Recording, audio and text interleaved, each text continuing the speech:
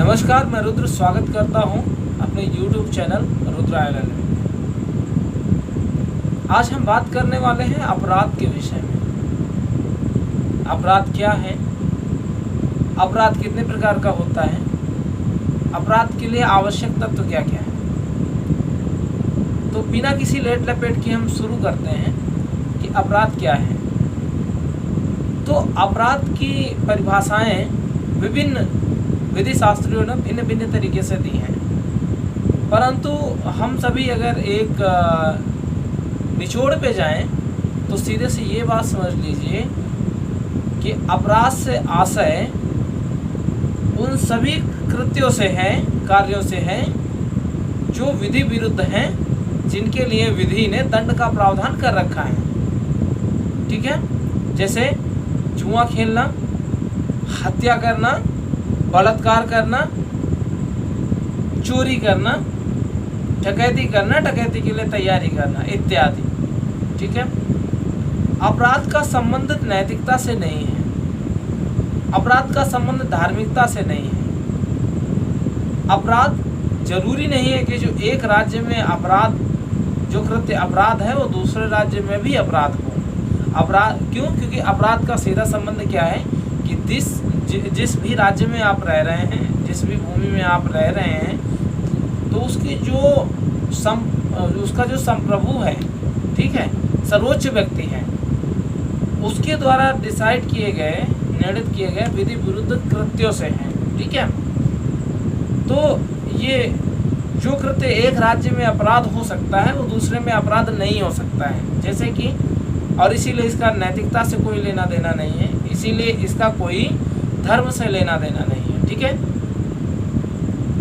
तो जैसे बिहार में आप जाते हैं तो वहाँ आप देखते हैं कि शराब पीना, शराब रखना, शराब बेचना गैर कानूनी है, जिसके लिए सज़ा का प्रावधान है, अर्थात अपराध है। लेकिन आप उत्तर प्रदेश में आ जाइए तो शराब पीना, शराब रखना और लाइसेंस लेके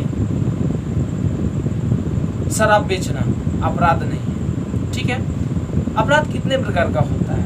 अपराध दो प्रकार का होता है। पहला संज्ञेय अपराध, जिसको गैर जमानती अपराध बोलते हैं। दूसरा असंज्ञेय अपराध, जिसको जमानती अपराध बोलते हैं। तो संज्ञेय अपराध अर्थात गैर जमानती अपराध क्या होता है? वे अपराध जो कि मानवता के विरुद्ध अधिकतम सीमा से अधिक होते हैं। ठीक है, मानवता के बहुत ज़्यादा विरुद्ध होते हैं, जिनमें लंबी सजा का प्रावधान होता है। ठीक है, वे क्या होते हैं? संज्ञेय अर्थात गैर जमानती अपराध होते हैं, जैसे हत्या, बलात्कार, आतंकवाद इत्यादि। असंज्ञेय अपराध अर्थात जमानती अपराध वे अपराध होते हैं जो तुच्छ कोटि के होते हैं, जैसे गाली देना, झगड़ा करना, लोक शांति भंग करना, चोरी करना। ठीक है, ये इनमें सज़ा का प्रावधान जो होता है वो लंबी सज़ा नहीं होती है, छोटी सज़ाएं दी जाती हैं, कम अवधि के अपराध होते हैं, सज़ा के अपराध होते हैं। ठीक है, अपराध के आवश्यक तत्व क्या क्या होते हैं? आइए हम अपने जो हमारा अंतिम टॉपिक है उस पर हम चलते हैं कि अपराध के आवश्यक तत्व क्या क्या है। अपराध का पहला आवश्यक तत्व ये है कि कोई विधि विरुद्ध कार्य हुआ होना चाहिए। अर्थात जिस राज्य में आप रह रहे हैं और आप वहाँ पे अपराध होना है, ठीक है, तो वहाँ पे क्या है कि कोई वहाँ पे जो नियम कानून लगे हुए हैं, विधि है वहाँ की, जो उसके विरुद्ध कोई कार्य हुआ होना चाहिए। ठीक है, वहाँ की अगर विधि किसी कार्य को विधि विरुद्ध नहीं मानती है तो वो विधि विरुद्ध नहीं हो सकता है। जैसे कि आप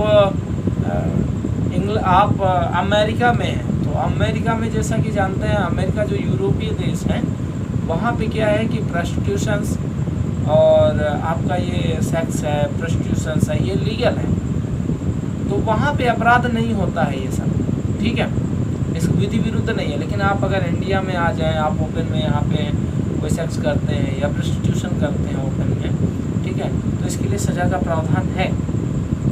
ठीक, तो कोई भी तो अपराध की आवश्यकता तो क्या है कि कोई विधि विरुद्ध कार्य हुआ होना चाहिए। दूसरा क्या है कि उस व्यक्ति में उस कार्य को यानी अपराध को करने की सक्षमता होना चाहिए। ये नहीं है कि कोई व्यक्ति विकलांग है, उसको लकवा मार गया है, वो चल नहीं सकता है और उस पर आरोप लगा देते हैं कि इसने दौड़ा दौड़ा के एक व्यक्ति का जो है हत्या कर दी, एक व्यक्ति की हत्या कर दी। नहीं, वो सक्षम नहीं है, उसमें सक्षमता उस अपराध को करने की होनी चाहिए। ठीक है।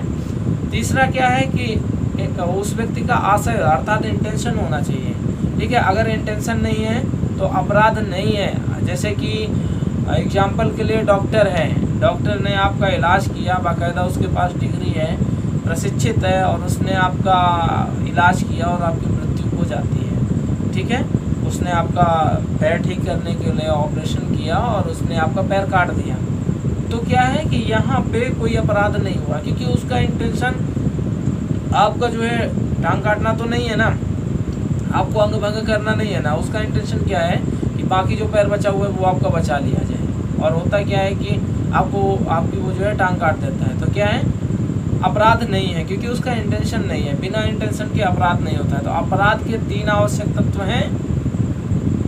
पहला, कोई विधि विरुद्ध कार्य हुआ होना चाहिए। दूसरा, उस व्यक्ति में जो आरोपी है उसमें उस अपराध को करने की क्षमता होनी चाहिए। तीसरा, उस व्यक्ति का उस अपराध को करने का इरादा होना चाहिए। तो आज का टॉपिक यही कंप्लीट होता है। आशा है कि आप सबको जानकारी अच्छी लगी हुई होगी, आपका नॉलेज बढ़ेगा, आपको जो भी आप एग्ज़ाम की प्रिपरेशन कर रहे हैं वहाँ पे आपको इससे हेल्प मिलेगी। ठीक है, क्लैरिटी मिलेगी। चलते हैं। राम राम।